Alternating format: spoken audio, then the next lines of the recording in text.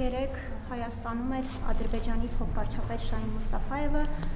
որի այցի մասին մենք բացառապես իմացանք, երբ նրա օդանավն արդեն Երևանում էր, եւ ամենակարևորը առաջինը ադրբեջանական լրատվամիջոցներից, որից հետո միայն արտաքին գործերի նախարարությունը հաստատեց դա։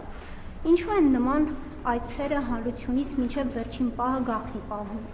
Ինչից եք վախենում դուք եւ երեք բարի միջազգային օրվա կապակցությամբ ԳՄՍ նախարարությունը բավականին գեղեցիկ տոնական այսպես շուրջպար էր կազմակերպել հանրապետության հրապարակում 7 շրջանից բաղկացած։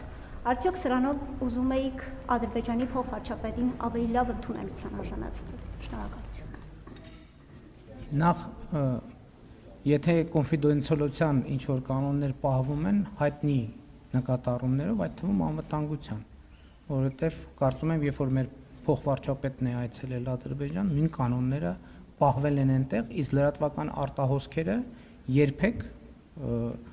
բացառել հնարավոր չի։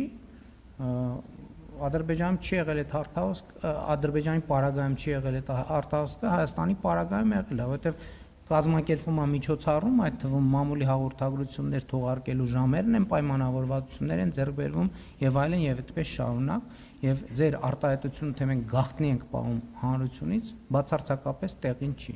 Նախ ես կարծում եմ, որ շատ կարեւոր իրադարձություն է տեղի ունեցել եւ համարում եմ երկու երկրների փոխվարչապետերի այցերը պատմական խաղաղության գործընթացի եւ ինստիտուցիոնալացման տրամաբանության մեջ եւ ես շատ ուրախ եմ, որ եկել ենք այս հանգրվանին։ Ինչ վերաբերվում է ձեր մնացած հարցերին, գիտեք, ցանկացած օր կարելի է այդպիսի մի հարց տալ, ասել այդ օրը ենթադրենք այսինչ տեղը ինչ միջոցառում էր, երկրորդ տեղը, չգիտեմ, ռեստորաններում ակտիվ էր, չորրորդ տեղը հարսանիք էր, հինգերորդ տեղը։ Մենք ընդհանրապես կարծում ենք, որ Հայաստանի եւ Ադրբեջանի միջև հարաբերությունները պետք է շարունակաբար լավարկվեն, խաղաղությունը գնալով ուժեղանա եւ պետք է հաստատվեն բնականon հարաբերություններ երկարաժամկետում ռազմավարական առումով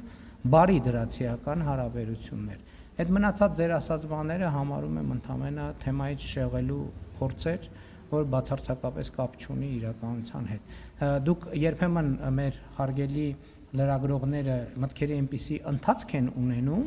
որ նույնիսկ դժվար է կանխատեսել, եւ ձեր տրամաբանությամբ, երբ որ Ադրբեջանի փոխվարչապետը այցելում է Հայաստանում պետք է կյանքը կանգնեցնել, որպեսզի որևէ մեկնաբանության տեղ չլիներ։ Բաժանորդագրվեք մեր ալիքին։